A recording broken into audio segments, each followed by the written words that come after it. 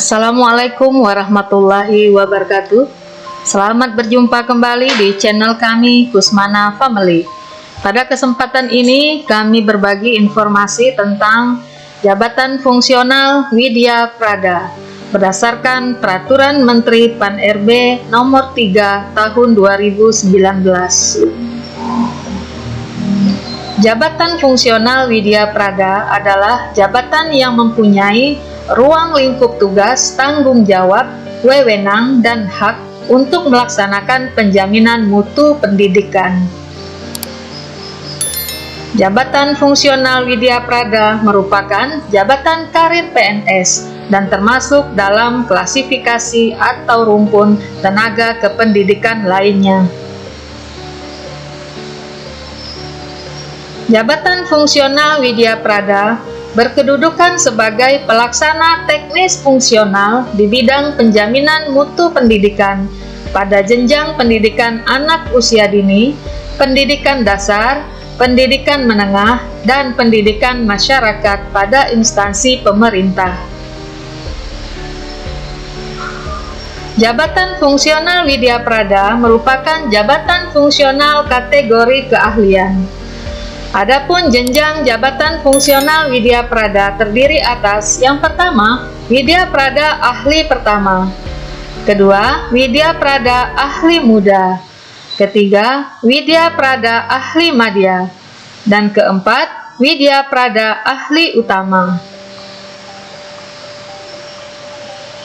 Tugas jabatan fungsional Widya Prada yaitu melaksanakan kegiatan pemetaan mutu pendidikan, pendampingan satuan pendidikan, pembimbingan satuan pendidikan, supervisi pendidikan, dan atau pengembangan model penjaminan mutu pendidikan.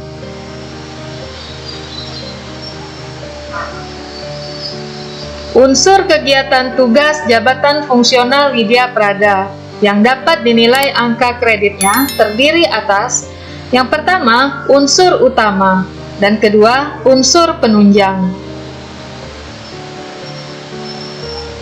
Unsur utama terdiri atas poin A, pendidikan, poin B, penjaminan mutu pendidikan, dan poin C, pengembangan profesi. Subunsur dari unsur utama terdiri atas poin A, pendidikan, yang meliputi 1. Pendidikan formal dan memperoleh ijazah atau gelar. Kedua, pelatihan fungsional atau teknis di bidang penjaminan mutu pendidikan, serta memperoleh surat tanda tamat pelatihan atau sertifikat. Dan ketiga, pelatihan dasar atau pelatihan prajabatan calon PNS dan memperoleh STTP atau sertifikat. Poin B, penjaminan mutu pendidikan meliputi: yang pertama, pemetaan mutu pendidikan pada setiap satuan pendidikan untuk mengetahui ketercapaian SNP. Kedua, pembimbingan satuan pendidikan dalam pencapaian SNP. Ketiga, pendampingan satuan pendidikan dalam pencapaian SNP. Keempat, supervisi pendidikan dalam pencapaian SNP. Dan kelima, pengembangan model penjaminan mutu pendidikan. Poin C, pengembangan profesi meliputi: yang pertama, penyusunan karya tulis atau karya ilmiah di bidang penjaminan mutu pendidikan. Kedua, penerjemahan atau penyaduran buku dan bahan lainnya di bidang penjaminan mutu pendidikan. Ketiga, penyusunan buku pedoman atau ketentuan pelaksanaan atau ketentuan teknis di bidang penjaminan mutu pendidikan. Dan keempat, penemuan inovasi yang dipatenkan dan telah masuk daftar paten di bidang penjaminan mutu pendidikan. Selanjutnya, unsur penunjang terdiri atas: yang pertama, pengajaran atau pelatihan pada pelatihan fungsional atau teknis dalam bidang penjaminan mutu pendidikan. Yang kedua, peran serta dalam seminar atau lokakarya dalam bidang penjaminan mutu pendidikan. Yang ketiga, keanggotaan dalam organisasi profesi. Keempat, keanggotaan dalam tim penilai.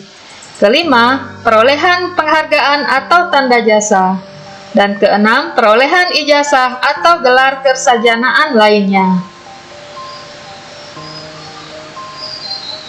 Pengangkatan PNS ke dalam jabatan fungsional Widya Prada dapat dilakukan melalui pengangkatan pertama atau melalui CPNS, kedua melalui perpindahan dari jabatan lain, ketiga melalui penyesuaian atau in-passing, dan keempat melalui promosi.